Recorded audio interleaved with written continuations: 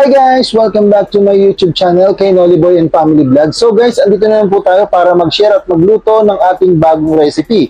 So guys, ito po yung ating mga ingredients na ating gagawing recipe for today. So mayroon po tayong tahong, then sasamahan natin ng pechay, at saka yung ating dahon ng sili, ang ating ginger, at saka yung ating onion and garlic. Kasama na rin po dyan yung ating seasoning. So yung ating pampalasa, yung ating Sprite. So guys, meron pa po yung ibang kasama na ingredients. So guys, samahan niyo po ako at magluto na po tayo dito sa ating bagong recipe for today. Tara! So guys, mag-start na tayo. Lagyan natin ng konting cooking oil yung ating lutuan. Painitin lang natin to ng very light. Then guys, mag-start na tayo. Lagyan na natin yung ating onion. Yan, i-mix lang po natin yan.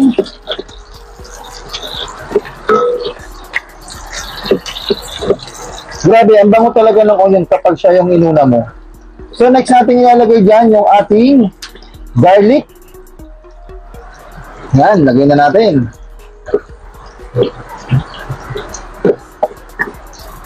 Madali lang pong lutuin tong ating bagong recipe for today. Tama-tama po ito, medyo maulan. Kailangan po natin ng sabaw. Yan, pag medyo ma-brown na, pwede na natin isunod dyan yung ating next ingredients. So, ilalagay na rin natin dyan yung ating luya, pampatanggal ng lansa. Yan, halu-haluin lang po natin yan.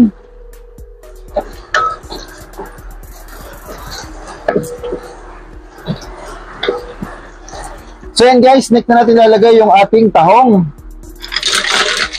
Yan. Then mix lang natin.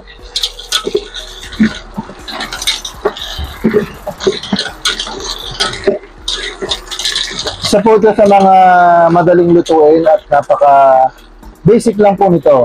Dahil bukod sa mura na, masarap pa. Dahil masustansya po ito. Next, nalagay na natin yung ating mga seasoning. Ayan, lagay na natin yung ating MSG, asin, at saka yung ating paminta. Ayan, i-mix lang natin. Mega shoutout po sa ating mga whitey friend dyan. Ito naman po yung ating bagong yummy ulam. Kung ikaw ay budget ang iyong pera, ganito, pwede na itong mura lang to, wala pa tong 100 pesos, may ulam ka na. Yan, hayaan lang natin ganyan na medyo bumuka yung ating mga tahong. Ang next na natin ilalagay dyan, syempre, yung ating pampalasa, yung ating Sprite.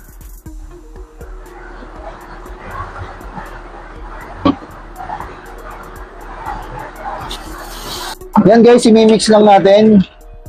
Para masarap, dadagdagan po natin yan maya-maya ng water para mas masabaw. Ayan na mga guys.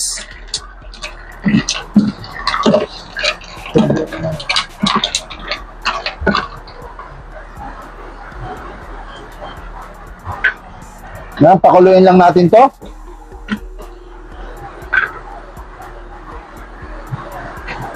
Cover lang po muna natin at balikan natin maya-maya ng konti.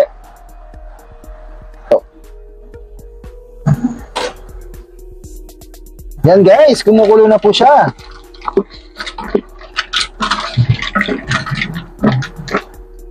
Then next, dadagdagan po natin ng water para mas masabaw.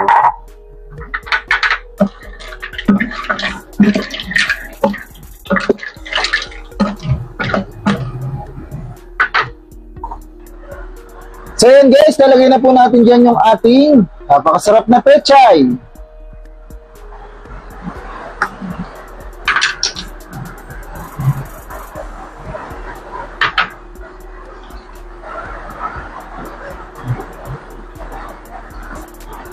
Yan. Yan po yung ating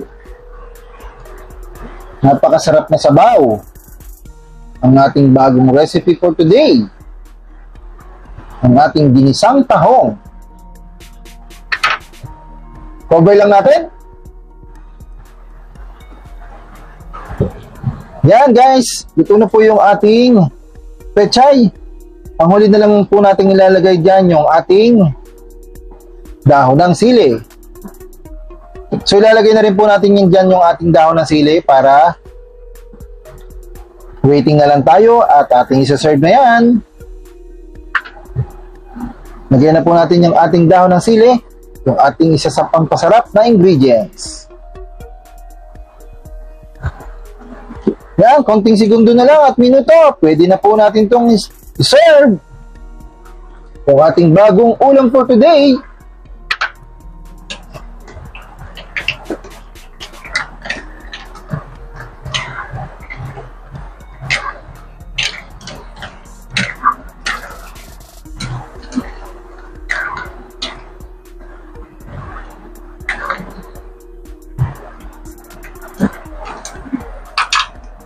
Then, cover lang ulit.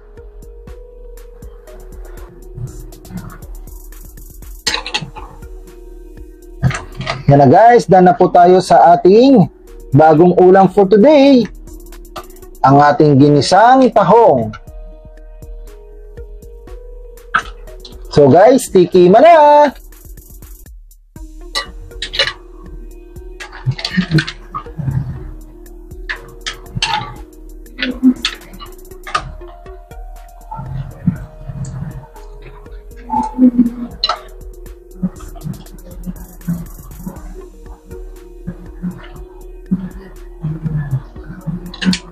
So guys, done na po tayo sa ating bagong recipe for today. Ito na po yung ating naluto, ang ating ginisang tahong with Sprite. So guys, ano pang hinihintay nyo?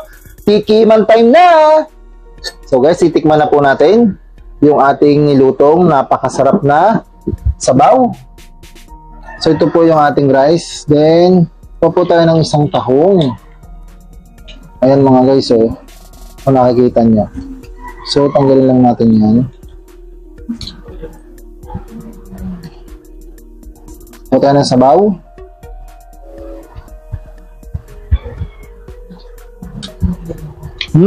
Sarap. Dahil malamis-lamis po siya guys. Ayan tayo guys.